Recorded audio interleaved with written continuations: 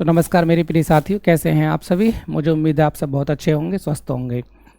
मैं इस चैनल को बनाने के पीछे के उद्देश्य को आप पहले ही बता चुका हूं, इसीलिए उस समय के जो दो महत्वपूर्ण मुद्दे थे, जिसमें एक अमेरिकी राष्ट्रपति द्वारा वेनेजुएला के राष्ट्रपति की गिरफ्तारी, उसका भी एनालिसिस आपको दे चुका हूं। और करंट अफेयर्स में जो सबसे बड़ा मुद्दा इस समय आप पिछले दिनों में देखने को मिला, जिसमें यूजीसी ने कुछ नए नियम लागू किए, जिसके पश्चात समर समाज में विरोध का माहौल था, लोग सड़कों पर थे, वो भी मैं आपको बहुत अच्छे से एक्सप्लेनेशन दे चुका हूँ उसकी। ट्रेडिशनल पार्ट के अंतर्गत मैं आपको पॉलिटी की 4 क्लासेस दे चुका हूं। आज उसी में एक कदम आगे बढ़ते हुए हम ज्योग्राफी का पहला लेक्चर ले रहे हैं, जिसमें आपको एमसीक्यू के माध्यम से मैं आपकी कॉन्सेप्ट क्लियर करने की कोशिश करूंगा। और मुझे उम्मीद है आप इस मतलब जो मैं पढ़ाऊंगा उसे आप अच्छे से समझ पाएंगे। चलते हैं तो आज आपके हमारे पहले प्रश्न की तरफ। आज का पहला प्रश्न क्या कहता है वो हम देख लेते हैं।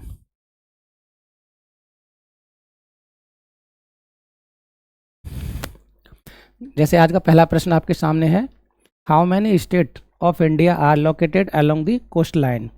कह रहा है कि भारत के कितने राज्य तट रेखा पर स्थित हैं। तट रेखा से क्या तात्पर्य है वो देखते हैं। जैसे कोई देश होता है, उसमें क्या होता है, स्थलीय सीमा भी होती है, पर्वत भी होते हैं, फिर उसमें आप देखोगे तो कुछ उसके राज्य समुद्र से भी लगते हैं। तो जो राज्य या जितनी सीमा किसी देश की समुद्र से लगती है उसी को क्या कहते हैं, तट रेखा या तटीय राज्य, जो तट से या समुद्र से जिनकी रेखाएं जुड़ती हैं। तो इसी तरह भारत क्या है, भारत के भी कुछ राज्य ऐसे हैं जिनकी स्थलीय सीमा, जिनकी जो जलीय सीमा है वो तट से लगती है, इसलिए उनको कैसे राज्य बोलते हैं, तटीय राज्य बोलते हैं। देख लेते हैं कि भारत के कितने ऐसे राज्य हैं जिनकी सीमा तट से या समुद्र से लगती है। ठीक है, तो पूछ रहा भारत के कितने राज्य तट रेखा पर स्थित हैं। देखिए ये हमारा है प्रायद्वीपीय भारत, भारत का निचला हिस्सा। ठीक है, क्योंकि समुद्र इधर क्या है, अरब सागर है, इधर अरब सागर है, इधर क्या है आपको बे ऑफ बंगाल है, बंगाल की खाड़ी है, बंगाल की खाड़ी। ठीक है, और नीचे आपका जो देखने को मिलेगा यहाँ पूरा ये है हिंद महासागर, हिंद महासागर। तो एक ऐसा क्षेत्र जो 3 तरफ से पानी से घिरा हो, जल से घिरा हो, उसको क्या कहते हैं, प्रायद्वीप। तो भारत का जो निचला हिस्सा है उसको इसलिए क्या बोलते हैं, प्रायद्वीपीय भारत। समझ गए, एक ऐसा क्षेत्र जो 3 ओर से जल से घिरा हो उसको क्या कहते हैं, प्रायद्वीप। इसलिए भारत का जो निचला हिस्सा है वो 3 ओर से जल से घिरा है, जिसमें आपको अरब सागर, हिंद महासागर और बंगाली खाड़ी देखने को मिलती हैं। इसलिए भारत के निचले हिस्से को क्या कहा जाता है, प्रायद्वीपीय भारत। यहीं पे भारत के 9 राज्य ऐसे हैं जिनकी जो सीमा है वो समुद्र से लगती है। अब इसके अंतर्गत कौन से हैं वो देखते हैं। ठीक है, तो देखिए यहाँ पे सबसे पहले जो एक राज्य पड़ता है आपको, वो पड़ता है गुजरात। तो कौन सा राज्य है, गुजरात। ठीक है, एक राज्य गुजरात हो गया। इसके नीचे उतर के आओगे तो फिर महाराष्ट्र आता है। ठीक, महाराष्ट्र की स्थलीय समुद्र मतलब लगती है। फिर आता है नीचे से गोवा। फिर यहाँ पे एक राज्य आता है कर्नाटक। फिर ये जो पूरा इधर पड़ता है ये पड़ता है केरल। केरल यहाँ से आप देखोगे तो ये इधर का जो हिस्सा पड़ता है हमारा, यहाँ पे ये पड़ता है हमारा तमिलनाडु। तमिलनाडु ऊपर देखोगे ये आंध्र प्रदेश, आंध्र प्रदेश। ठीक है, इससे ऊपर जाओगे उड़ीसा, यहाँ पे आपको मिलेगा पश्चिमी बंगाल, पश्चिमी बंगाल। तो ये कितने राज्य हो गए देख लेते हैं, 1 2 3 4 5 6 7 8 9। तो भारत के कुल ऐसे राज्य जिनकी सीमा समुद्र से लगती है उनको कहते हैं तटीय राज्य। और ऐसे कुल राज्य कितने हैं, तो कुल राज्य हैं हमारे 9। ठीक है, तो 9 ऐसे राज्य हैं जिनकी तट रेखा समुद्र से मिलती है। ठीक है, तो 9 राज्य, आंसर क्या हो गया 9। कभी आपसे पूछे कि भारत के कुल कितने राज्य हैं जिनकी जो सीमा है समुद्र से लगती है, या तटीय राज्य कितने हैं भारत के, तो वो 9 हैं। लेकिन कभी आपसे पूछ लेता है कि केंद्र शासित प्रदेश कितने हैं जिनकी सीमा समुद्र से लगती है, तो वो हैं 4। ठीक है, 4, जिसमें आपको लक्षद्वीप दिखेगा, लक्षद्वीप के साथ आपको पुदुचेरी भी दिखेगी, दमन द्वीप भी दिखेगा। ठीक है, इस तरह से 4 आपको, एक अंडमान निकोबार है। तो इस तरह से 4 केंद्र शासित प्रदेश हैं जिनकी जो सीमा है समुद्र से लगती है। तो 9 राज्य प्लस 4 केंद्र शासित प्रदेश। अगर कभी कुल पूछता है तो फिलहाल यहाँ पे सिर्फ और सिर्फ राज्यों के बारे में पूछा है। तो भारत के 9 राज्य ऐसे हैं जिनकी सीमा समुद्र से लगती है। अब यहीं से एक प्रश्न और बनता है कि भारत का ऐसा कौन सा राज्य है जिसकी सीमा समुद्र से सबसे ज़्यादा लगती है, तो वो है गुजरात। ठीक है, पूछता है कभी कभी गुजरात। फिर सबसे कम किसकी लगती है, तो सबसे कम लगती है गोवा की, ठीक है। तो इसकी सबसे ज़्यादा, सबसे ज़्यादा, और इसकी सबसे कम। कभी कभी आपसे डायरेक्ट प्रश्न यहाँ से पूछ सकता है कि भारत के किस राज्य की समुद्र सीमा सबसे ज़्यादा है, तो वो है गुजरात की। भारत के किस राज्य की समुद्री सीमा समुद्र सबसे कम लगती है, तो वो लगती है गोवा की, ठीक है। इसी तरह से यहाँ से 2 प्रश्न यहाँ से कंफर्म हो गए। तो यहाँ पे हमारा क्या हो गया, 9 राज्य हो गए। 9 राज्य कौन कौन से हैं, गुजरात है, महाराष्ट्र है, गोवा है, कर्नाटक है, केरल है, तमिलनाडु है, आंध्र प्रदेश है, उड़ीसा है और पश्चिमी बंगाल है। इसमें गुजरात की जो सीमा है वो सबसे अधिक लगती है और गोवा की सबसे कम लगती है। भारत का निचला हिस्सा 3 तरफ से समुद्र से घिरा हुआ है या जल से घिरा हुआ है, जिसमें आपको पूरब में पश्चिम में आपको अरब सागर, पूरब में आपको बंगाल की खाड़ी और दक्षिण में आपको हिंद महासागर। इसलिए एक ऐसा क्षेत्र जो 3 तरफ से जल से घिरा हुआ होता है उसको कहते हैं प्रायद्वीप। इसलिए भारत के निचले हिस्से को क्या कहते हैं, प्रायद्वीपीय भारत। कभी पूछे कि भारत के केंद्र शासित प्रदेश प्लस राज्य मिलाकर कुल कितने हैं जिनकी सीमा समुद्र से लगती है, तो वो बैठते हैं लगभग 13, ठीक है। 9 + 4 कितना हो जाएगा, 13, ठीक। और सबसे कम गोवा की, सबसे ज़्यादा गुजरात की। चलते हैं अपने अगले प्रश्न की तरफ।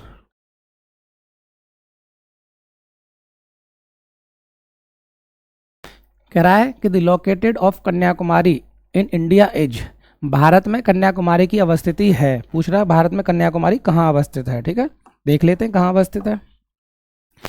तो जैसे अभी मैंने आपको यही वाला हिस्सा बनाया था, ठीक है। ये हिस्सा जो है ये भारत का प्रायद्वीपीय भारत है। प्रायद्वीपीय भारत के अंतर्गत आपको यहाँ पे एक स्टेट देखने को मिलता है। एक स्टेट कौन सा देखने को मिलता है, यहाँ पे देखने को मिलता है तमिलनाडु, ठीक है। ये तमिलनाडु, तो तमिलनाडु में ही कन्याकुमारी स्थित है। क्या, कन्याकुमारी, तमिलनाडु में एक जगह है कन्याकुमारी, ठीक है। तो यही कन्याकुमारी क्या है, देखिए क्या कह रहा है, भारत में कन्याकुमारी की अवस्थिति, ठीक है।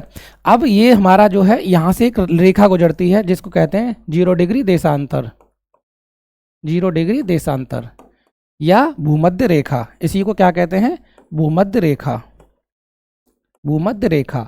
इसके ऊपर भारत 8 डिग्री, जैसे 0 डिग्री देशांतर जब क्या होता है, ये देखिए आपने ऐसे देखा होगा, ये है 0 डिग्री देशांतर, ठीक है। भारत की जो स्टार्टिंग होती है, भारत की अवस्थिति जो है इससे 8 डिग्री 4 मिनट, ठीक है, उत्तरी अक्षांश से स्टार्ट होती है, उत्तरी अक्षांश, ठीक है। 8 डिग्री 4 मिनट उत्तरी अक्षांश। इसका मतलब क्या है कि भारत भूमध्य रेखा के किधर है, उत्तर में है। जब भूमध्य रेखा के उत्तर में भारत स्थित है तो कन्याकुमारी भी भूमध्य रेखा के कहाँ स्थित होगी, तो कन्याकुमारी भारत के कहाँ होगी, भूमध्य रेखा के उत्तर में। तो दूसरे का क्या हो जाएगा, दूसरे का डी हो जाएगा। फिर से समझिए क्या कह रहा हूं मैं। देखिए जैसे आप देखोगे भारत, यहाँ पे जब मतलब पृथ्वी की आकृति बनाओगे तो ये 0 डिग्री देशांतर रेखा होती है जो पृथ्वी को 2 बराबर भागों में बांटती है। इसके उत्तर में जो भारत पड़ता है, भारत की स्टार्टिंग 8 डिग्री 4 अंश, जैसे 8 डिग्री 4 मिनट से क्या होती है, स्टार्टिंग होती है उत्तरी अक्षांश से। जब 0 डिग्री देशांत के ऊपर कुछ भी होगा वो कहाँ आएगा, उत्तर में आएगा। तो 0 डिग्री देशांतर से जब उत्तर में भारत स्थित है तो भारत का प्रत्येक क्षेत्र भी भूमध्य रेखा के उत्तर में स्थित होगा। तो क्या पूछ रहा है, भारत में कन्याकुमारी की अवस्थिति तो भूमध्य रेखा के उत्तर में है। अब जान लेते हैं थोड़ा सा कन्याकुमारी के बारे में। देखिए कन्याकुमारी, ठीक है, देखो कन्याकुमारी का क्या है कि कन्याकुमारी भारत का सबसे दक्षिणी हिस्सा है, ठीक है। भारत में स्थित, भारत की मुख्य भूमिका, भारत की मुख्य भूमिका, भारत की मुख्य भूमिका सबसे दक्षिणी हिस्सा, सबसे दक्षिणी हिस्सा है। क्या है, सबसे दक्षिणी हिस्सा। कभी कभी आपसे प्रश्न पूछने को मिलता है कि भारत की मुख्य भूमि का सबसे दक्षिणी हिस्सा कौन सा है, तो वो है कन्याकुमारी। इसी को एक नाम से और जानते हैं, इसको बोलते हैं हम केप कैमोरिन। क्या बोलते हैं, केप कैमोरिन, केप कैमोरिन, ठीक है। जो कि भारत के एक राज्य, सबसे दक्षिणी राज्य तमिलनाडु में स्थित है कन्याकुमारी, और ये भारत की मुख्य भूमि का सबसे दक्षिणी हिस्सा है। कभी कभी यहीं से एक प्रश्न और ट्विस्ट के रूप में पूछता है कि भारत का सबसे दक्षिणी हिस्सा क्या है। देखो अगर पूछे कि भारत की मुख्य भूमि का सबसे दक्षिणी हिस्सा कौन सा है तो आप बताओगे कन्याकुमारी। पर अगर कभी पूछता है कि भारत का सबसे दक्षिणी हिस्सा, कभी पूछ ले आपसे कि भारत का सबसे दक्षिणी हिस्सा, मुख्य भूमि ना दे, भारत का सबसे दक्षिणी हिस्सा कौन सा है, तो वो आपको मिलेगा Indira point, Indira point, Indira point. ठीक है, इसी को क्या बोल देते हैं हम अन्य शब्दों में, मतलब अन्य में, पिगमेलियन पॉइंट, इसी को बोलते हैं पिगमेलियन या पार्सन पॉइंट, पिगमेलियन या पार्सन पॉइंट इसी को बोलते हैं। ठीक है, अब आप समझ गए, फिर से मैं रिपीट कर देता हूं। देखिए यहाँ प्रश्न हमारा कह रहा है कि भारत में कन्याकुमारी की अवस्थिति क्या है, क्योंकि भारत उत्तरी गोलार्ध में स्थित है, इसलिए भारत का प्रत्येक क्षेत्र उत्तरी गोलार्ध में होगा। उत्तरी गोलार्ध कहाँ पड़ता है, 0 डिग्री देशांतर के ऊपर जितने भी क्षेत्र होंगे वो सब उत्तरी गोलार्ध में आते हैं, 0 डिग्री देशांतर से नीचे जितने भी क्षेत्र होंगे वो सब दक्षिणी गोलार्ध में आएंगे। तो इस प्रश्न का जवाब हो जाता है भूमध्य रेखा के उत्तर में क्या स्थित है भारत की कन्याकुमारी। कन्याकुमारी सीधे पूछे किस राज्य में है, तो वो है तमिलनाडु में। कन्याकुमारी को हम एक और नाम से जानते हैं जिसको बोलते हैं कैप कैमोरिन। ठीक है, इसके अलावा कभी प्रश्न पूछे आपसे कि भारत की मुख्य भूमि का सबसे दक्षिणी हिस्सा कौन सा है, तो वो है हमारी कन्याकुमारी। फिर पूछता है कभी इससे अलग क्वेश्चन कि भारत का सबसे दक्षिणी हिस्सा कौन सा है, तो भारत का सबसे दक्षिणी हिस्सा है इंदिरा पॉइंट, जो कि पिगमेलियन और पार्सन पॉइंट के नाम से भी जाना जाता है, और ये भारत के अंडमान निकोबार द्वीप समूह का एक जो दक्षिणी हिस्सा है ग्रेट निकोबार, उसमें मिलता है। कहाँ मिलता है, ग्रेट निकोबार में। ठीक है, तो चलते हैं अपने अगले प्रश्न की तरफ।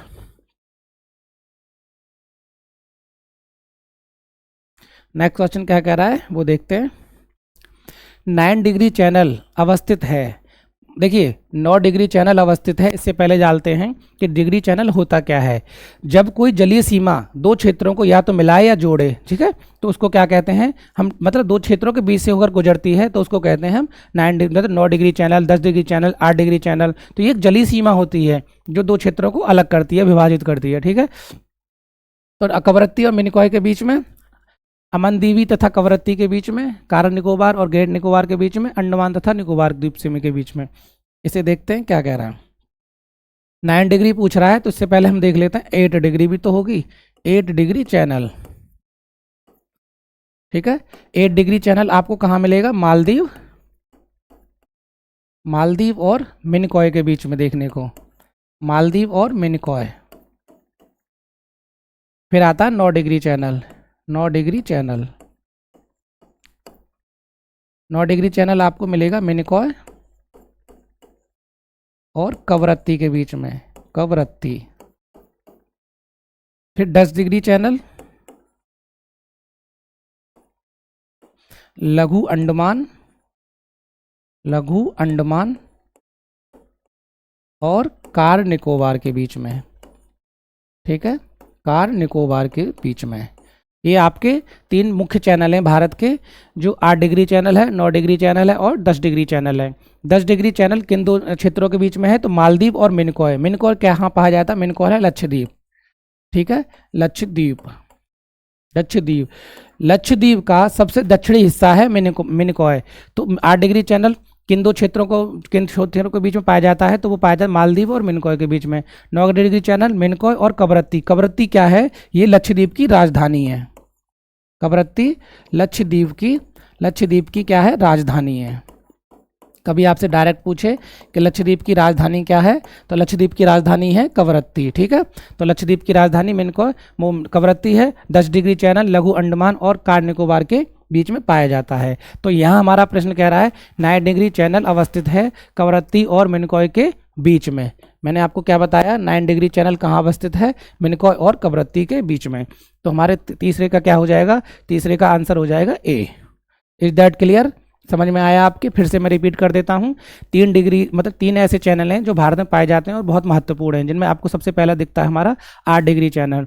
8 डिग्री चैनल आपको लक्षद्वीप और मिनिकॉय के बीच में मिलेगा। मालदीव सॉरी 8 डिग्री चैनल आपको मालदीव और मिनिकॉय के बीच में देखने को मिलेगा। मालदीव एक अलग देश है, मिनिकॉय लक्षद्वीप का हिस्सा है और लक्षद्वीप का सबसे दक्षिणी हिस्सा है। इसी तरह से 9 डिग्री चैनल आपको मिनिकॉय और कवरत्ती के बीच में मिलेगा, दोनों ही लक्षद्वीप के हिस्से हैं, जिसमें से मिनिकॉय सबसे दक्षिणी हिस्सा है और कवरत्ती लक्षद्वीप की राजधानी है। इसी तरह से 10 डिग्री चैनल अंडमान निकोबार के बीच में पाया जाता है, इसमें से भी लघु अंडमान और कार निकोबार के बीच में मिलता है। ठीक है, लघु अंडमान और कार निकोबार के बीच में मिलता है।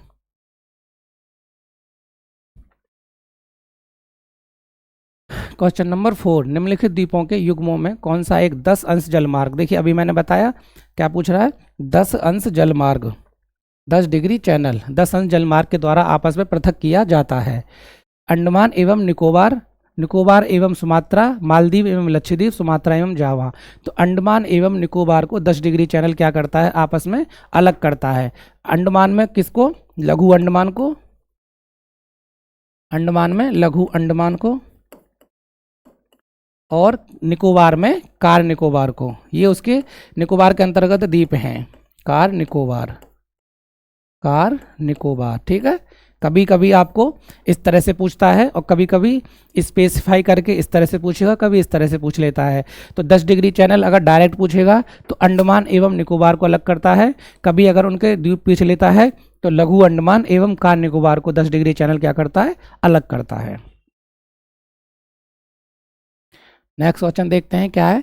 देखो अभी मैंने आपको बताया था कि भारत का सबसे दक्षिणी बिंदु, सब दूरस्थ मतलब क्या है, सबसे दक्षिण में। ठीक है, तो वो क्या पूछ रहा है, दूरस्थ दक्षिणी बिंदु पूछ रहा है आपका। मैंने अभी आपको क्या बोला था कि अगर पूछे कि भारत का सबसे दक्षिणी बिंदु कौन सा है तो आप बताओगे कन्याकुमारी। ठीक, नहीं कि आप बताओगे इंदिरा पॉइंट। लेकिन कभी पूछे कि भारत की मुख्य भूमि में स्थित भारत का सबसे दक्षिणी बिंदु, तो वो आपको मिलेगा कन्याकुमारी। लेकिन कभी पूछता है कि भारत का सबसे दक्षिणी बिंदु कौन सा है, तो वो है आपका इंदिरा पॉइंट। यहाँ क्या पूछ रहा है, भारत का सबसे सुदूरस्थ दक्षिणी मतलब सबसे दक्षिणी बिंदु कौन सा है, तो वो आपको मिलेगा इंदिरा पॉइंट। ठीक है, तो वो कौन सा हो जाता है, इंदिरा पॉइंट हो जाता है। क्यों, देखिए ये मैंने अभी बोला आपको, ये जो हिस्सा है तमिलनाडु, यहाँ पे क्या मिलता है, कन्याकुमारी, कन्याकुमारी। ठीक है, और जब ऐसे आप जाओगे तो यहाँ पे क्या है, कुछ द्वीप बने हुए हैं। ठीक है, नीचे तक ये है अंडमान निकोबार द्वीप, अंडमान निकोबार द्वीप, अंडमान निकोबार द्वीप समूह। ठीक है, तो इसी में एक जगह पड़ती है सबसे दक्षिण, ग्रेट निकोबार, ग्रेट निकोबार। ठीक है, तो ग्रेट निकोबार में कौन सा स्थित है, यहीं पे स्थित है इंदिरा पॉइंट, इंदिरा पॉइंट, जिसको हम पार्सन पॉइंट या पिग्मेलियन पॉइंट भी कहते हैं। पिग्मेलियन मैं पहले बता चुका हूं, पार्सन पॉइंट या पिग्मेलियन पॉइंट भी कहते हैं। शायद दिख नहीं रहा होगा आपको, ऊपर लिखता हूं, रुकिए। ठीक है, तो देखिए पूछ रहा है, ये मैंने अभी आपको बताया था, ये भारत का हिस्सा है। तो भारत का जो हिस्सा है, ठीक है, यहाँ पे एक राज्य मिलता है आपको तमिलनाडु, तमिलनाडु में हिस्सा मिलता है आपको कन्याकुमारी, कन्याकुमारी। अगर कभी पूछता है आपसे कि भारत का दक्षिणी बिंदु कौन सा है, तो भारत का सबसे दक्षिणी बिंदु कौन सा है, तो वो आपको यहीं से, देखिए ये दक्षिणी बिंदु पर इसी से नीचे क्या है, एक हमारा पड़ता है अंडमान निकोबार, अंडमान निकोबार द्वीप समूह। ठीक है, इसी का सबसे दक्षिण में एक द्वीप पड़ता है ग्रेट निकोबार, ग्रेट निकोबार। यहीं पे स्थित है इंदिरा पॉइंट, इंदिरा पॉइंट। इसी को क्या बोलते हैं हम, पिग्मेलियन पॉइंट, पिग्मेलियन पॉइंट या पार्सन पॉइंट, पार्सन पॉइंट। ये भारत का सबसे दक्षिणी हिस्सा है, पर क्या होता है, ये डूब जाता है कई बार, ये डूब जाता है जब बारिश वगैरह बहुत अधिक होती है, तो ये जलमग्न हो जाता है। इसलिए जलमग्न होने के चक्कर में भारत का जो सबसे दक्षिणी बिंदु माना जाता है, मतलब मुख्य भूमि का, वो माना जाता है कन्याकुमारी को। लेकिन अगर कभी डायरेक्ट पूछता है कि भारत का सबसे दक्षिणी बिंदु कौन सा, देखिए भारत का दक्षिणी बिंदु कौन सा है, कन्याकुमारी, क्योंकि भारत की मुख्य भूमि में स्थित भारत का दक्षिणी बिंदु है वो है कन्याकुमारी। पर पूछता है कि भारत का सबसे सुदूरस्थ सबसे दक्षिणी बिंदु कौन सा है, तो वो है इंदिरा पॉइंट। इतना ही आपको समझना है। कन्याकुमारी तमिलनाडु में स्थित है, इंदिरा पॉइंट ग्रेट निकोबार में स्थित है। कन्याकुमारी को दूसरे नाम के रूप में हम कैप केमोरिन कहते हैं। इंदिरा पॉइंट को पिग्मेलियन या पार्सन पॉइंट भी कहते हैं। तो इस तरह से इसका जो आंसर हो जाता है फिफ्थ का, 5 का हो जाता है सी, क्योंकि पूछ रहा है सबसे सुदूर दक्षिण, मतलब सबसे दक्षिण में। तो सबसे दक्षिण में आपको क्या मिलेगा? इंदिरा पॉइंट देखने को मिलेगा।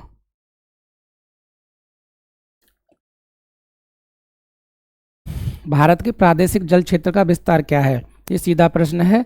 तट से 12 समुद्री मील तक। इस क्षेत्र में भारत को संपूर्ण अधिकार होता है कि वो चाहे तो कुछ भी करे, ठीक है।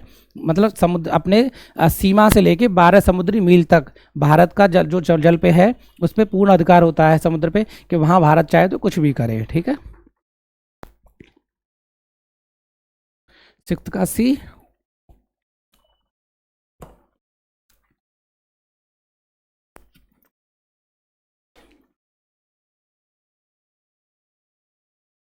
कह रहा है 7th क्वेश्चन हमारा, question number 7, which of the following Indian state is surrounding by the Bangladesh of 3 sides.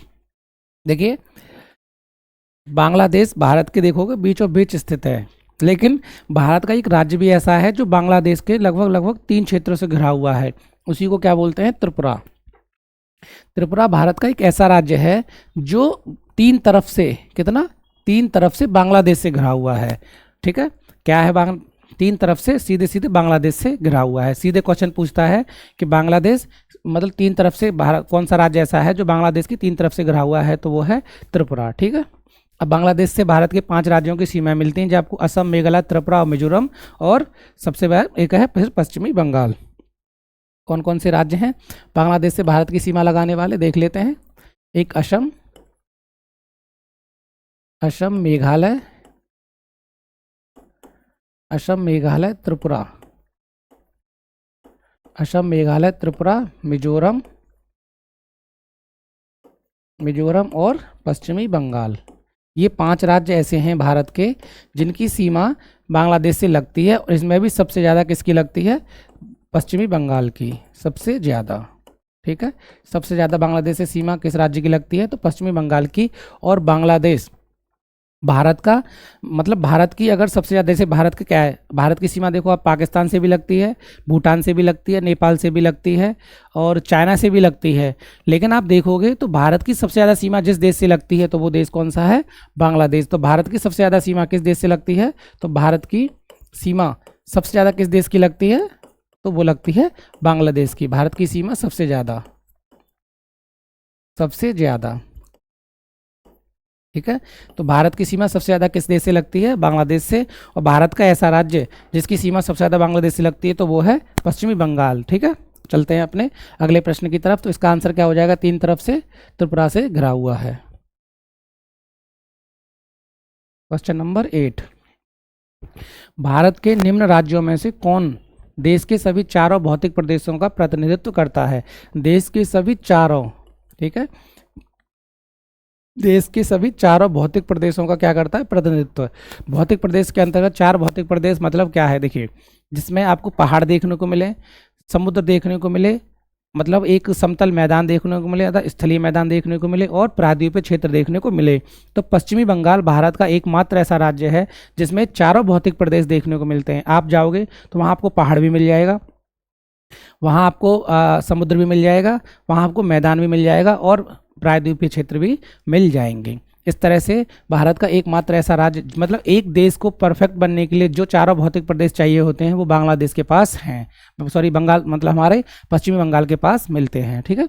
तो सभी 4 भौतिक प्रदेश कहाँ मिलेंगे? तो पश्चिमी बंगाल में मिलेंगे, ठीक है।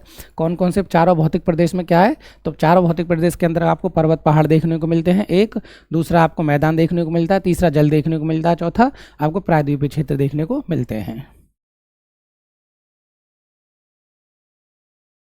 क्वेश्चन नंबर 9, कर्क रेखा निम्नलिखित में से किन राज्यों से होकर गुजरती है? कर्क रेखा निम्नलिखित में से किन राज्यों से होकर गुजरती है? देखिए पहले देख लेते हैं कर्क रेखा क्या है। देखो ये हमारी पृथ्वी है, इसमें क्या है? ये 0 डिग्री देशांतर है, इसको कहते हैं भूमध्य रेखा।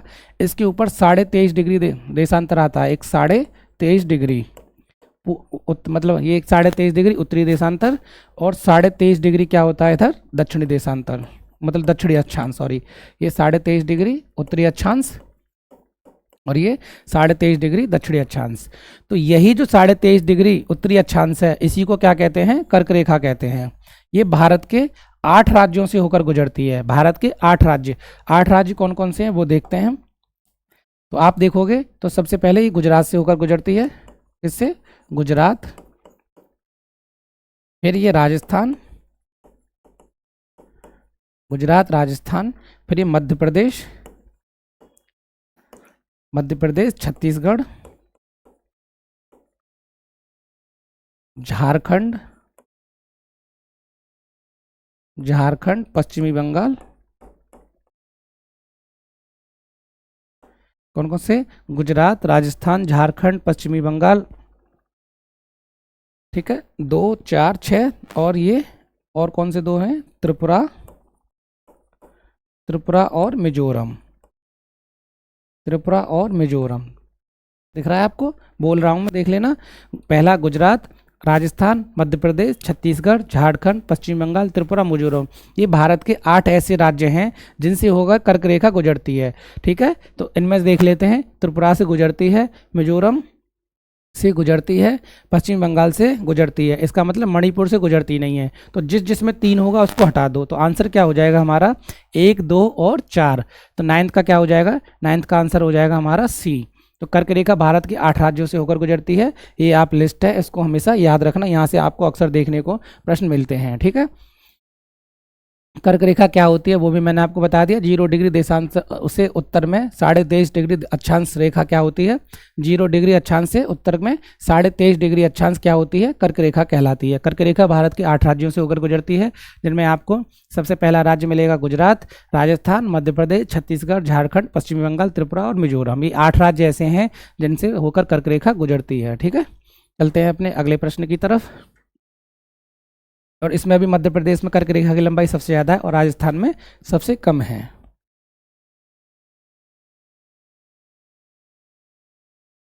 80 डिग्री पूर्वी देशांतर और कर्क रेखा का मिलन बिंदु कहाँ पर है, तो ये है आपको मिलेगा मध्य प्रदेश में देखने को। ठीक है, इसका सीधा सीधा आंसर क्या हो जाएगा, मध्य प्रदेश, 10 का डी। कभी आपसे अगर पूछ लेता है कि कौन सी नदी कर्क रेखा को 2 बार काटती है, तो माही नदी कर्क रेखा को 2 बार काटती है। ठीक है, निम्नलिखित देशांतरों में कौन सा भारत की प्रमाणिक मध्याह्न रेखा है। ठीक है, कौन सी, स्टैंडर्ड, STD, स्टैंडर्ड मेरिटेरियन, ठीक है, मेरिडियन, स्टैंडर्ड मेरिडियन कौन सी रेखा है वो पूछ रहा है। तो 82.5 डिग्री पूर्वी देशांतर, कौन सा, 82.5 डिग्री पूर्वी देशांतर रेखा भारत की मानक समय रेखा कहलाती है। कौन सी रेखा, 82.5 डिग्री पूर्वी देशांतर रेखा, 82.5 डिग्री पूर्वी देशांतर, 82.5 डिग्री पूर्वी देशांतर रेखा भारत की मानक समय रेखा कहलाती है। भारत की मानक समय रेखा कहलाती है। भारत की मानक समय रेखा, भारत की मानक समय रेखा कहलाती है। ठीक है, क्या कहलाती, भारत की मानक समय रेखा कहलाती है। और ये 5 राज्यों से होकर गुजरती है। कौन कौन से, उत्तर प्रदेश से, मध्य प्रदेश से, उत्तर प्रदेश, मध्य प्रदेश, फिर छत्तीसगढ़ से आपको देखने को मिलेगी, फिर आपको देखने को मिलेगी ये आंध्र प्रदेश से, फिर आपको मिलेगी देखने को उड़ीसा से। ये 5 राज्य ऐसे हैं जहाँ से आपको पूर्वी देशांतर रेखा गुजरती हुई मिलेगी। कभी कभी सीधे पूछ लेता उत्तर प्रदेश के इलाहाबाद, जो अभी प्रयागराज हो गया है, इलाहाबाद। ठीक है, उत्तर प्रदेश के इलाहाबाद के नैनी से, प्रयागराज के नैनी या मिर्ज़ापुर। ठीक है, दोनों मिलते हैं कभी कभी देखने को, नैनी प्रयागराज के,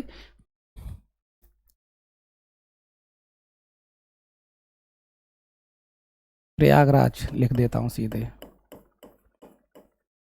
प्रयागराज के नैनी या मिर्ज़ापुर से ये रेखा गुजरती है उत्तर प्रदेश में। ठीक है, 5 राज्य कौन से हैं आपको, उत्तर प्रदेश है, मध्य प्रदेश है, छत्तीसगढ़ है, उड़ीसा है और आंध्र प्रदेश है। ये 5 राज्य ऐसे हैं जहाँ से 82.5 डिग्री पूर्वी देशांतर रेखा गुजरती है। चलते हैं, और यही भारत में समय का निर्धारण करती है। इसीलिए अरुणाचल प्रदेश का समय गुजरात से 2 घंटे आगे है।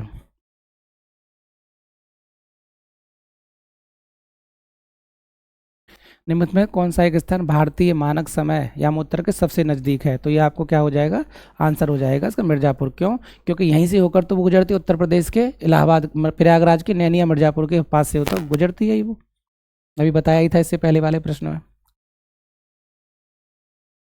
क्वेश्चन नंबर 13, भारत में सबसे पहले निम्नलिखित में से किस राज्य में सूर्य दिखाई देता है? देखिए, सूर्य दिखाने का सबसे पहले जो दिखता है वो दिखता है हमारा अरुणाचल प्रदेश में। क्यों दिखता है? क्योंकि भारत का सबसे पूर्वी राज्य कौन सा है? तो वो है अरुणाचल प्रदेश। इसलिए सूर्य सबसे पहले कहाँ चमकता है? तो वो चमकता है अरुणाचल प्रदेश में।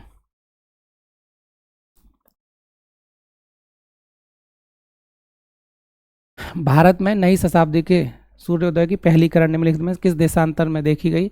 तो वो देखी गई थी 92.5 डिग्री पूर्वी देशांतर। ठीक है, और ये कहाँ पे थी? ये हमारे ग्रेट अंडमान निकोबार में। ठीक, कहाँ दिखाई गई थी? तो अंडमान निकोबार में। क्वेश्चन नंबर 14 का क्या हो जाएगा हमारा? डी, साढ़े ग्रेट निकोबार। ठीक है, अंडमान निकोबार के जो ग्रेट अंडमान है उसमें देखी गई थी 82.5 डिग्री पूर्वी देशांतर। 21वीं सदी की जो पहली किरण थी सूर्य की वो हमारे ग्रेट अंडमान में देखी गई थी, जिसे 82.5 डिग्री पूर्वी देशांतर के आसपास देखी गई थी।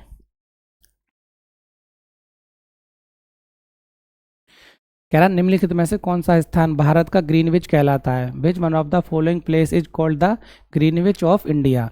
कह रहा ऐसा कौन सा रेखा है जो भारत का ग्रीनविच? क्या ग्रीनविच लंदन में एक स्थित, जो ब्रिटेन में स्थित एक शहर है, यहीं से क्या होता है, जो हमारी 0 डिग्री देशांतर रेखा है वो यहीं से गुजरती है। तो ऐसे ही पूछ रहा है कि भारत का ग्रीनविच कौन सा शहर कहलाता है। ठीक है, तो भारत का ग्रीनविच कौन सा शहर कहलाता है? वो कहलाता है हमारा उज्जैन।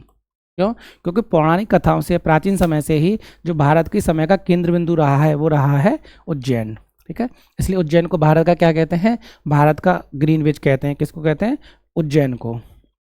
तो 15 का क्या हो जाएगा? सी। क्वेश्चन नंबर 16, निम्नलिखित में से कौन सा दर्रा, दरी नहीं दर्रा है ये, ठीक है, कौन सा दर्रा राज्य केंद्र शासित प्रदेश में सही सुमेलित नहीं है? सही सुमेलित नहीं है, ध्यान रखना। ठीक है, नहीं है।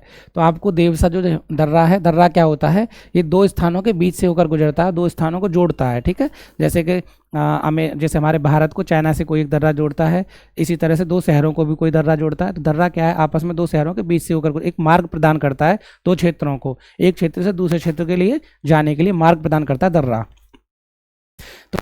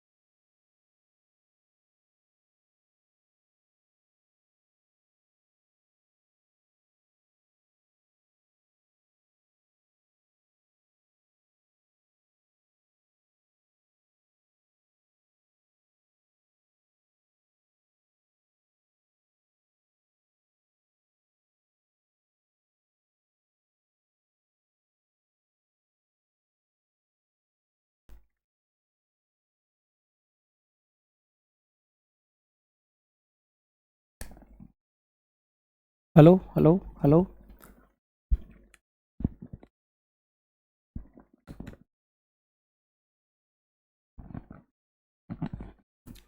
हेलो हेलो, सॉरी थोड़ी आवाज़ चली गई थी।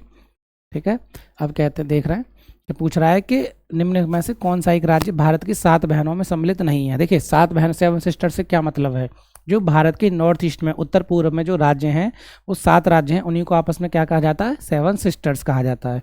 इस 7 सिस्टर्स में आप देखोगे कौन कौन से राज्य आते हैं, तो आपको देखने को मिलेगा असम, मेघालय, त्रिपुरा, मिजोरम, नागालैंड, अरुणाचल प्रदेश। इस तरह से 7 राज्य होते हैं। ठीक है, तो 7 राज्य आपको कौन कौन से हैं? असम, मेघालय, त्रिपुरा, मिजोरम, लिख दूँ 7 राज्य? असम, मेघालय, त्रिपुरा, मिजोरम, असम, मेघालय, त्रिपुरा, मिजोरम, अरुणाचल प्रदेश, अरुणाचल प्रदेश, अरुणाचल प्रदेश के बाद आपको नागालैंड, मणिपुर और कितने हो गए? 7। हाँ, तो 7 सिस्टर्स है। तो 7 सिस्टर्स में कौन से 7 राज्य कौन कौन से हैं? असम, मेघालय, त्रिपुरा, मिजोरम, अरुणाचल प्रदेश, नागालैंड और मणिपुर। 1 2 3 4 5 6 7। तो कभी आपसे पूछे कि 7 राज्य कौन से हैं नॉर्थ ईस्ट में, तो असम है, मेघालय है, त्रिपुरा है, मिजोरम है, अरुणाचल प्रदेश, नागालैंड और मणिपुर। इन्हीं 7 राज्यों को भारत की क्या कहा जाता है? 7 सिस्टर्स कहा जाता है। ठीक है, तो इसमें आप पूछ रहा है निम्न में कौन सा सम्मिलित नहीं है, पूछ रहा है। तो आप देखोगे मेघालय है, अरुणाचल प्रदेश है, असम है, लेकिन सिक्किम नहीं है। तो 17 का क्या हो जाएगा? डी।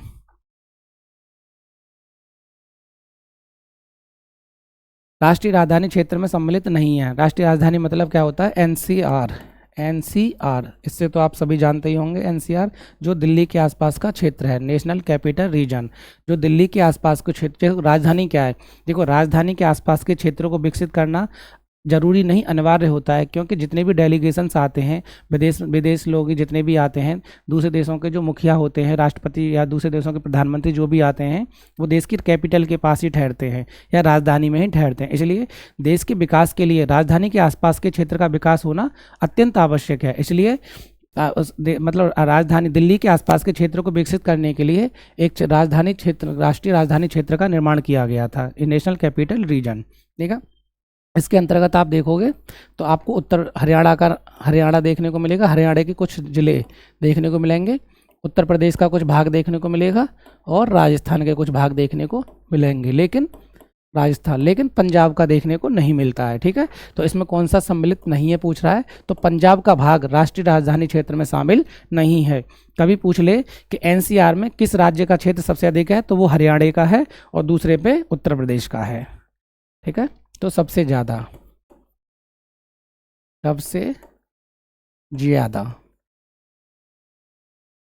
ठीक है, चलते हैं अपने अगले प्रश्न की तरफ। कह रहा है कि भारत विश्व का 6ठा सबसे बड़ा देश है। संसार का कौन सा सही है? सही है पूछ रहा है। ठीक है, विश्व का सबसे बड़ा, भारत विश्व का कौन सा 6ठा सबसे बड़ा देश है। संसार का लगभग 2.4% क्षेत्र भारत के पास स्थित है। कर्क रेखा देश के बीच से गुजरती है और अक्षांशीय विस्तार को 2 बराबर भागों में बांटती है। ये सही बात है। भारत पूरी तरह से उष्णकटिबंधीय क्षेत्र में स्थित है। देखिए, संसार का लगभग 2 क्षेत्र भारत के पास है, ये बात सही है, तो ये हमारा सही हो जाता है। कर्क रेखा देश के बीच से गुजरती है और अक्षांशीय विस्तार को 2 भागों में बांटती है। अभी थोड़ी देर पहले बताया था कि कर्क रेखा भारत को 2 भागों में बांटती है और कर्क रेखा भारत के 8 राज्यों से होकर गुजरती है, तो ये भी ठीक है। इसका मतलब 2 और 3 जिसमें भी होंगे वो हमारा आंसर हो जाएगा। अब 1 और 4 क्यों सही नहीं है वो बताता हूँ। भारत विश्व का 6वां सबसे बड़ा देश नहीं है। भारत विश्व का कौन सा सबसे बड़ा देश है? तो भारत विश्व का 7वां सबसे बड़ा देश है। जनसंख्या की दृष्टि से भारत अब विश्व का सबसे पहला देश हो गया है, लेकिन क्षेत्रफल की दृष्टि से भारत विश्व का सबसे बड़ा 7वां देश है, न कि 6वां। तो पहला हमारा गलत हो जाता है। फिर इसी तरह भारत पूरी तरह से उष्णकटिबंधीय क्षेत्र में स्थित है, ये भी गलत है, क्योंकि भारत उष्ण एवं उपोष्ण दोनों क्षेत्र में स्थित है। उष्ण एवं उपोष्ण, उष्ण एवं उपोष्ण। ठीक है, भारत उष्ण एवं उपोष्ण दोनों क्षेत्रों में स्थित है, इसलिए ये भी हमारा क्या हो जाता है? गलत हो जाता है। तो आंसर हमारा कौन सा हो जाएगा? आंसर हो जाएगा क्वेश्चन 19 का D.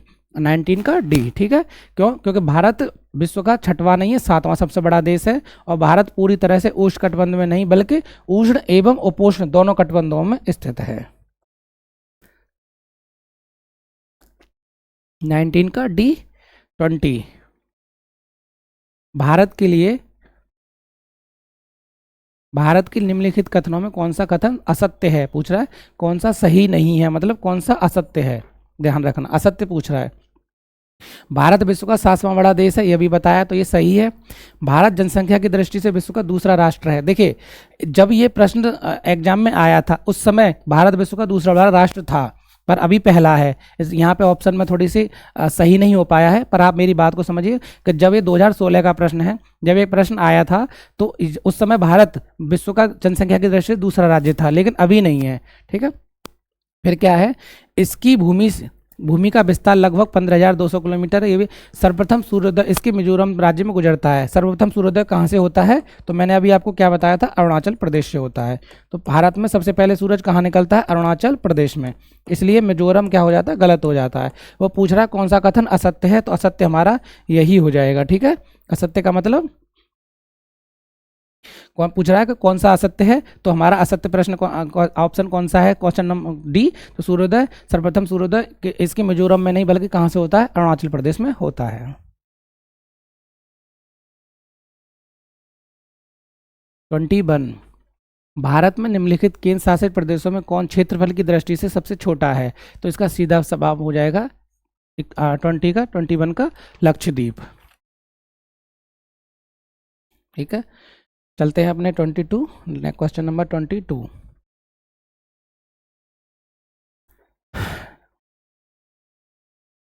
Hello,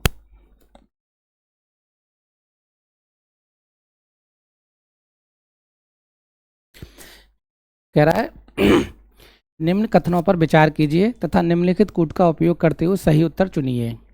consider the following statement and choose the correct answer using the code below. Sikkim is the smallest state of India. Sikkim Bharat का सबसे छोटा राज्य है। राजस्थान भारत का सबसे बड़ा राज्य है। तमिल लक्षद्वीप की सरकारी भाषा है। सिलवासा दादर एवं नागर हवेली की राजधानी है। पूछ रहा है, ठीक है। तो आप ये देखिए कि सिक्किम भारत का सबसे छोटा राज्य है। सिक्किम भारत का जनसंख्या की दृष्टि से सबसे छोटा राज्य है, लेकिन क्षेत्रफल की दृष्टि से भारत का सबसे छोटा राज्य कौन सा है, गोवा है। कौन सा, गोवा। तो हमारा पहला पूछा कौन सा सही, तो पहला ऑप्शन देखो, ये पहला जिसमें होगा वो क्या हो जाएगा, गलत हो जाएगा। पहला गलत। राजस्थान भारत का सबसे बड़ा राज्य है, तो ये बात सही है। तो जिसमें 2 होगा वो सही होगा, इसका मतलब ये भी गलत है। बी और डी में से हमें आंसर मिलेगा।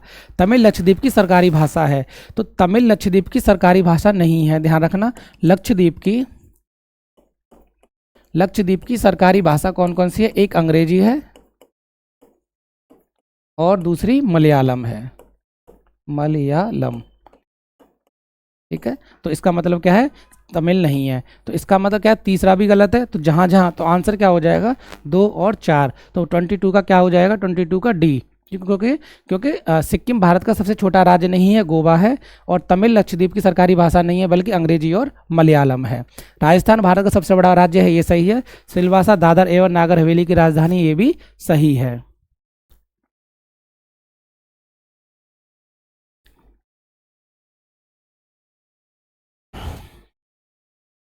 निम्नलिखित में से कौन सा शहर नहर भारत की किसी राजधानी राज्य की राजधानी क्या पूछ रहा नहीं है, ध्यान रखना, नहीं है।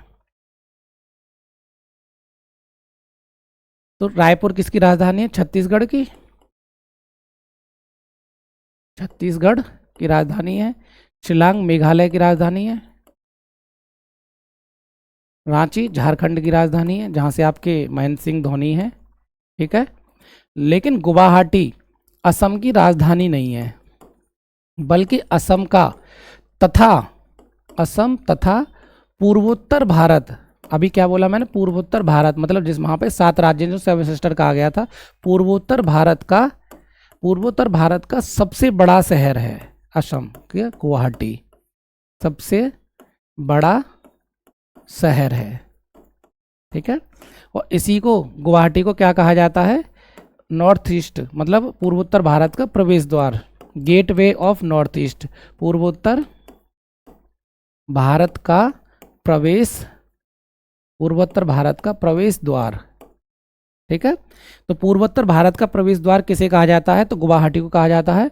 गुवाहाटी नॉर्थ ईस्ट का सबसे बड़ा, असम तथा नॉर्थ ईस्ट का सबसे बड़ा शहर है। ठीक है, तो आंसर क्या हो जाएगा हमारा, गुवाहाटी, क्योंकि असम की राजधानी दिसपुर है, लेकिन गुवाहाटी असम का राजधानी नहीं बल्कि सबसे बड़ा शहर है। बाकी तीनों किसी राज्य की राजधानियां हैं।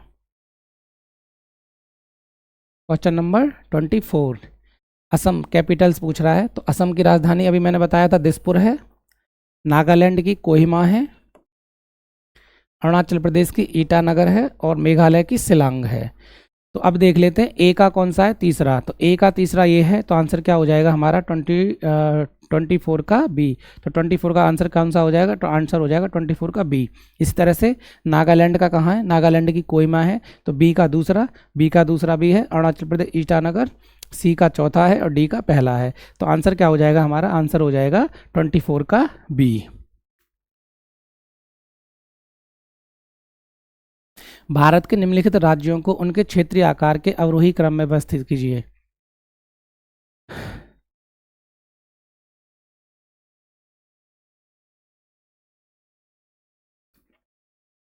निम्नलिखित में से किस राज्य की सीमा भूटान से नहीं लगती है। ठीक है, किस राज्य की सीमा भूटान से नहीं लगती है। ठीक है, तो देखते हैं, पहले देखते हैं भूटान की सीमा किस किस से लगती है। तो इसमें जो हमारा आंसर हो जाएगा 26 का केवल 4 असम। ठीक है, किस भूटान की सीमा नहीं लगती है ये देखते हैं। तो भूटान की सीमा पहले लगती किस किस से है वो देखते हैं। तो असम से लगती है भूटान की सीमा, फिर लगती है अरुणाचल प्रदेश से, अरुणाचल प्रदेश से भी लगती है, असम से, अरुणाचल प्रदेश से, पश्चिमी बंगाल से भी लगती है, और सिक्किम से लगती है। तो ये 4 राज्य ऐसे हैं जिनसे भूटान की सीमा लगती है। अब देखो इसमें सिक्किम है तो लगती है, पश्चिम बंगाल से भी लगती है, असम से भी लगती है, नहीं लगती तो किससे नहीं लगती, मेघालय से। तो 26 का क्या हो जाएगा, सी। 26 का आंसर क्या हो जाएगा, सी।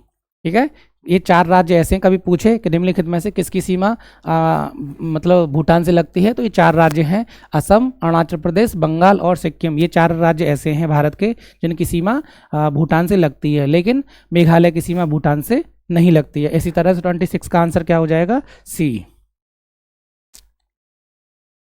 27, निम्नलिखित में से कौन मालदीव के साथ भारत की समुद्री सीमा बनाता है। तो ठीक है, 8 डिग्री चैनल मैंने आपको क्या बताया था, 8 डिग्री चैनल मालदीव और मिनिकॉय को आपस में क्या कर पृथक करता है, जोड़ता है। तो 8 डिग्री चैनल मालदीव और मिनिकॉय मैं पहले बता चुका हूं आपको, मालदीव और मिनिकॉय। तो इसका आंसर क्या हो जाएगा 27 का सी। मिनिकॉय कहाँ है, मिनिकॉय लक्षद्वीप में स्थित है, और जो कि लक्षद्वीप का सबसे दक्षिणी द्वीप है। इनमें से भारत की किस राज्य की सीमा म्यांमार से अभ्यंतर नहीं है। तो म्यांमार से कौन सी सीमा नहीं लगती है वो पूछ रहा है। ठीक है, तो देखते हैं म्यांमार से कौन सी सीमा लगती है भारत की। म्यांमार से भारत के 4 राज्यों की सीमा लगती है, जिसमें आपको अरुणाचल प्रदेश है, अरुणाचल प्रदेश। ठीक है, अरुणाचल प्रदेश के साथ साथ आप देखोगे तो नागालैंड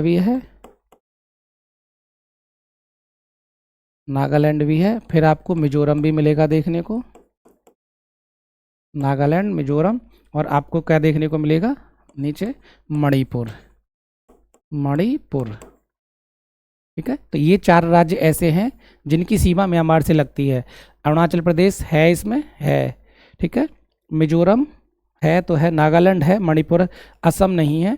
कौन सा, किस सीमा अभ्यंतर नहीं है, मतलब किससे नहीं लगती है, तो असम राज्य से म्यांमार की सीमा नहीं लगती है। ठीक है, तो असम राज्य से म्यांमार की सीमा क्या है, नहीं लगती है। कभी पूछे आपसे कि म्यांमार की सीमा किन राज्यों से लगती है, तो 4 राज्य हैं जिसमें आपको अरुणाचल प्रदेश, नागालैंड, मिजोरम और मणिपुर देखने को मिलते हैं।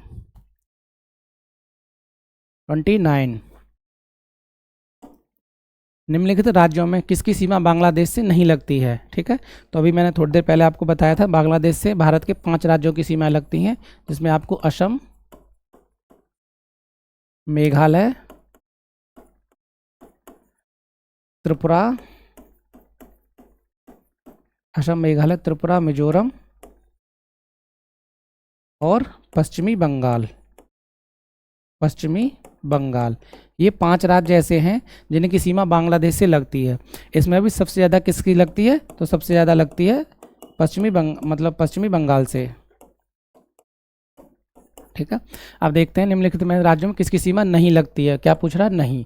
तो आप देखोगे किसकी नहीं लगती है, तो असम, मेघालय है, त्रिपुरा है, मिजोरम है, असम, मेघालय, त्रिपुरा, मिजोरम, अर्थात मणिपुर से नहीं लगती है। तो 29 का क्या आंसर हो जाएगा हमारा? सी। तो 29 का आंसर क्या है? सी।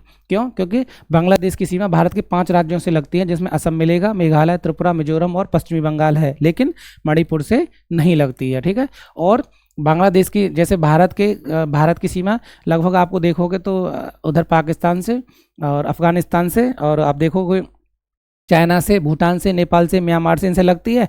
लेकिन भारत की सबसे ज़्यादा सीमा किस देश से लगती है? तो वो लगती है बांग्लादेश के साथ। कभी आपसे पूछे भारत की सीमा सबसे ज़्यादा किस देश से लगती है, तो वो लगती है बांग्लादेश से।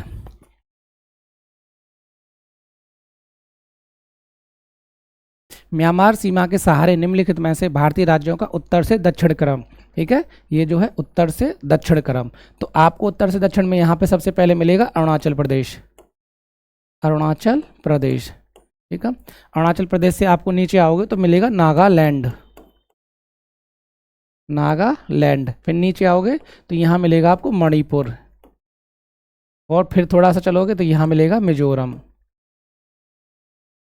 मणिपुर, मिजोरम। इस तरह से आपका 30 का आंसर क्या हो जाएगा? ए।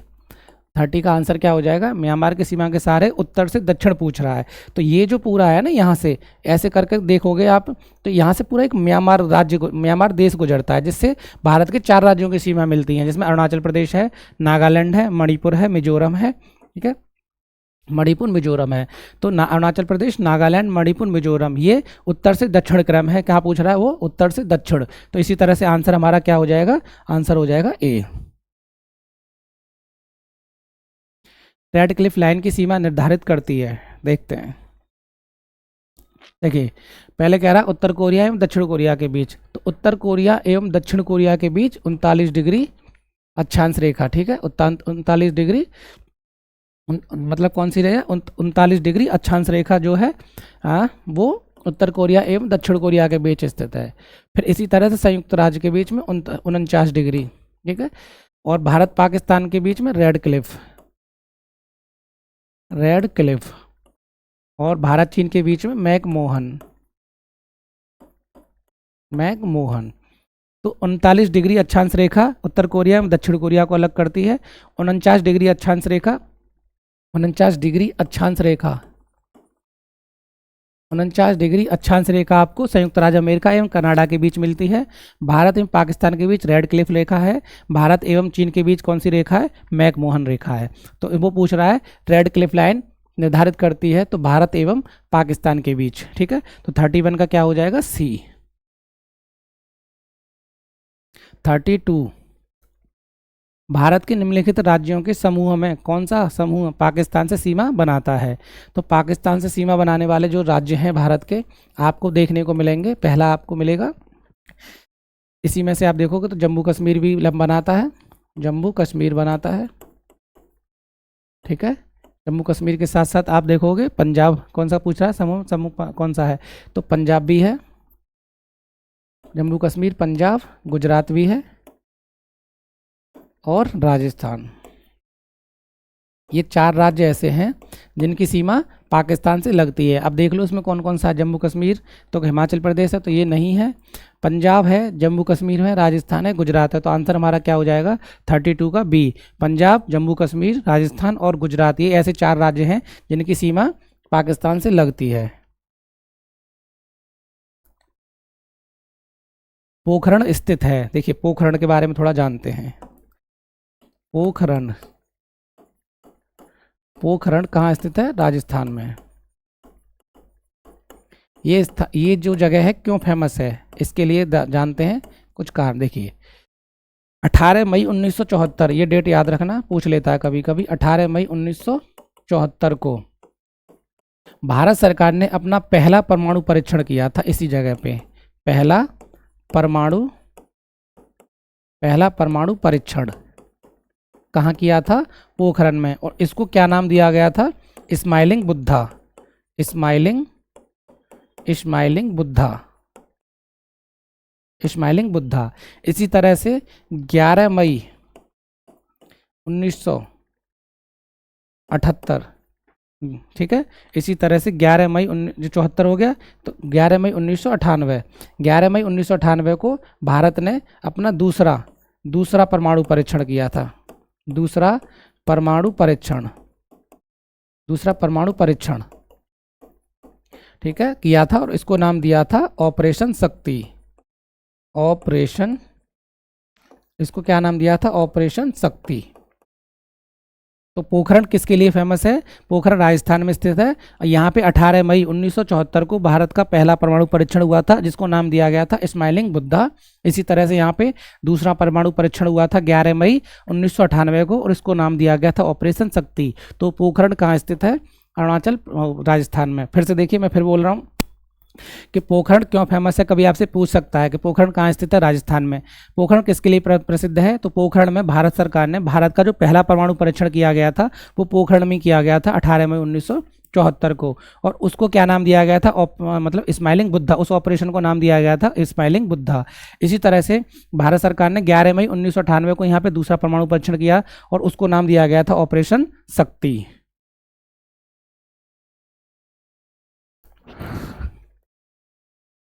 भारत अवस्थित है, देखिए भारत कहाँ अवस्थित है ये पूछ रहा है। ये है, ये 0 डिग्री देशांतर, ठीक है। तो 0 डिग्री देशांतर से आप ऊपर बढ़ोगे तो 8 डिग्री 4 मिनट।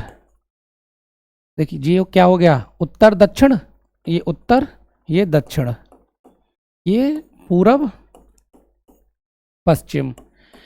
इसी से ऐसे बांटोगे तो भारत पूरी तरह से कहाँ स्थित है? भारत पूरी तरह से इस गोलार्ध में स्थित है।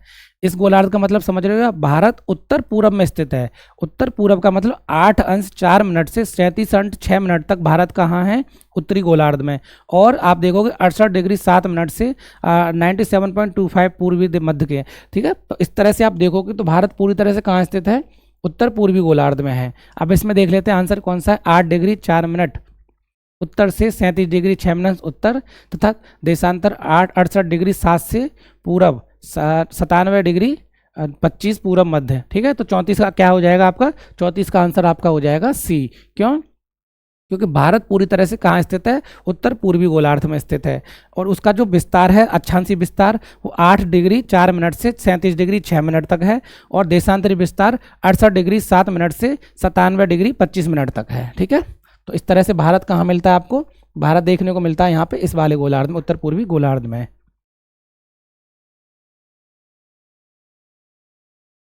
अब देखिए, इंडिया इज सिचुएटेड, भारत की अवस्थिति पाई जाती है, पूछ रहा है उत्तरी गोलार्ध में।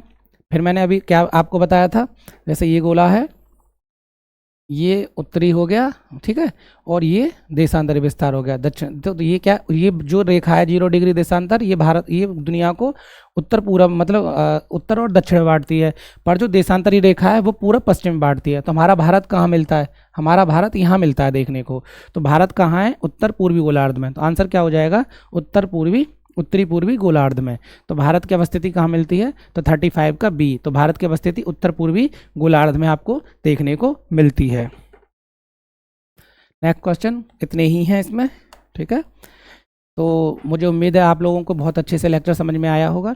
प्लीज़ इस लेक्चर को लाइक करें, शेयर करें और ज़्यादा से ज़्यादा अपने दोस्तों को भेजें, ताकि मुझे भी मोटिवेशन मिले पढ़ाने में और आपको पढ़ने में अच्छा लगे। धन्यवाद।